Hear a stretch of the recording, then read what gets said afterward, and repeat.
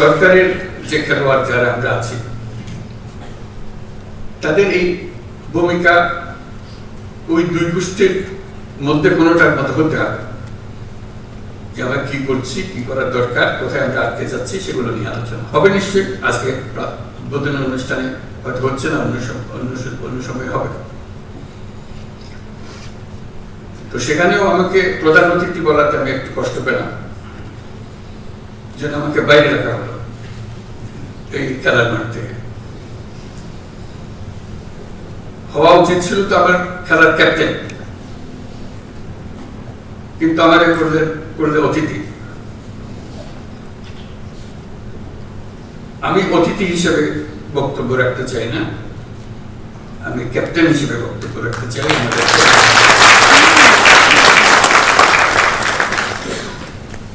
কাজ কি আমাদের একেবারে হাতে গোনা মাপা জিনিস। এটা নিত্য নৈমিত্তিক একটা নতুন কিছু আসে তা না, একই জিনিস বারে বারে আসছে, বিভিন্ন ভঙ্গিতে আসছে। সেগুলো আমরা কে কিভাবে করছি, কি হলে আরো ভালো হতো, কোঅর্ডিনেশনটা কিভাবে হতো, ক্যাপ্টেনের সিগন্যালটা কিভাবে ফিল্ডে যেত, গেলে ভালো হতো, এগুলো নিয়ে আলোচনা। যেহেতু জেলার দায়িত্ব সামগ্রিকভাবে একজনের উপরে, তার সঙ্গে কোঅর্ডিনেশন করেই করতে হয় সবকিছু। সেই কোঅর্ডিনেশনের কি সমস্যা, নাকি পৃথক পৃথক ভাবে হবে, এগুলো পরিষ্কার করে নেওয়া, যাতে কাজ করতে গিয়ে আমরা অনিশ্চয়তার মধ্যে পড়ে না যাই।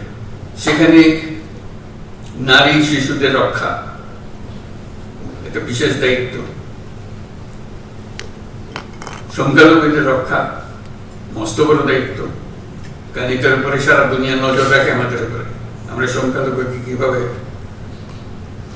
তাদের সঙ্গে ব্যবহার করছি, একটা ছোট্ট ঘটনা সারা দুনিয়াতে বিশাল হয়ে যায়। আমি সেই ভয়ের জন্য তাকে শান্তি শৃঙ্খলার কথা বলছি। এটা আমাদের দায়িত্ব, সরকারের দায়িত্ব হলো সকল নাগরিকের সুরক্ষা বিধান করা। ওই সংখ্যালঘু সম্প্রদায় তাদেরকেও বলেছি, আপনারা সংখ্যালঘু হিসেবে আমাদের কাছে দাবি করেন না, দেশের নাগরিক হিসেবে দাবি করেন। তার নাগরিক হিসেবে আপনার সংবিধান আপনাকে এই অধিকার দিয়েছে, সে অধিকার আপনি সরকারের কাছ থেকে পেতে হবে, সেটা আপনার দাবি পাওনা। আমাদের দায়িত্ব হলো এই যে টিম, সরকারের যে টিম, এটা নিশ্চয়তা দেওয়া যে সকল নাগরিককে আমরা সুরক্ষা দেব। কে কোন ধর্মে বিশ্বাস করে সেটা আমাদের বিবেচনা, সে দেশের নাগরিক, সেই হিসেবে তাকে আমরা রক্ষা করবো। এবং আমি এই সরকার তারও সরকার, আমি তারই সেবা করতে প্রস্তুত। যেমন বাজার দর, এটা নিয়ে বহু কথা হয়, সেখানে একটা প্রতিযোগিতামূলক ব্যবস্থা করতে পারে। আমার জেলার বাজার দর সবচেয়ে ভালো, একটা প্রতিযোগিতা হতে থাকবে, আমাদের কাজের মধ্যে আনন্দও আসতে হবে।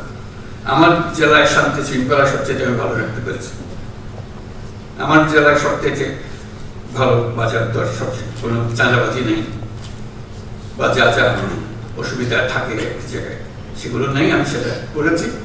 আমি প্রতিযোগিতায়, নিজেদের মধ্যে প্রতিযোগিতায়, খেলোয়াড়দের মধ্যে প্রতিযোগিতায় আমি উপরে আছি। সেই জন্য আমার মনে হয় আলোচনার মধ্যে একটা কিছু থাকা দরকার, একটা কাঠামো থাকা দরকার, র্যাঙ্কিং, জেলা সব জেলা, 1 নম্বর জেলাকে, 2 নম্বর জেলাকে, 3 নম্বর জেলাকে, ক্লাসে যেরকম আমরা 1st, 2nd, 3rd করি, এটা তো হতে পারে আমাদের কাজের মধ্যে আমরা কে কোথায় আছি, কোন অবস্থানে আছে, নাকি সবাই জেলা একরকম তো না, হয় না। তার মধ্যে একটা প্রতিযোগিতা আছে, আমি 1 নম্বরে আছি, আমি 2 নম্বরে আছি, 3 নম্বরে আছি, একজন 64 নম্বরে আছে, একজনকে 64 নম্বরে থাকতে হবে। তার চেষ্টা হবে আমি যেন আর 64 নম্বরে না থাকি। আমি সার্বিক বিচারে আমি এখন অনেক ধাপে দিয়ে গেছি। এই র্যাঙ্কিংটা থাকলে নিজেদের মধ্যে আনন্দ হয়, এটা কাউকে মন খারাপের জন্য না, এটা আনন্দের জন্য, যে আমি গতবার এই ছিলাম, এবার এই হয়েছে, গত বছর এই ছিলাম, এবার এই বছর এই হয়েছে। এটা পরিষ্কারভাবে আমরা দেখতে চাই।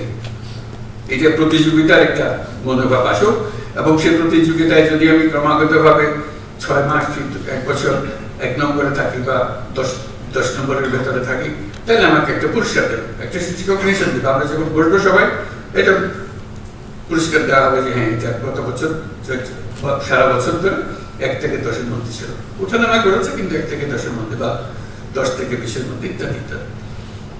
এটা একটা বিষয় করতে পারে যে আনন্দ এবং কাজ দুটো একসঙ্গে মেলানোর জন্য এবং তার স্বীকৃতি।